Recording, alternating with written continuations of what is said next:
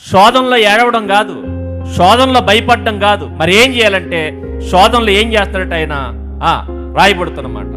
40 దినములు 40 రాత్రులు ఉపవాసం ఉండిన పిమ్మట శోధనలోకి వెళుతున్నప్పుడు, శోధనలో మనం ప్రవేశిస్తున్నప్పుడు, శ్రమలు మనకు సంభవిస్తున్నప్పుడు ఖచ్చితంగా మనం ఏం చేస్తే బాగుంటుంది?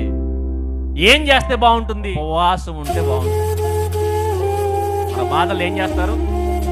మామూలు చెప్పారు కదా, బాధల్లో మూత ఓపెన్ చేయాలట. ఏ మూత? సంతోషానికి మూతలు ఓపెన్ చేస్తారు, బాధలకి మూతలు ఓపెన్ చేస్తారు. ఏ మూత? మీ అందరికి తెలుసు. మూతలు ఓపెన్ చేయమని దెయ్యం చెప్తారు. బాధల్లో, శోధనలో, శ్రమల్లో చేయాల్సిందే తెలుసా?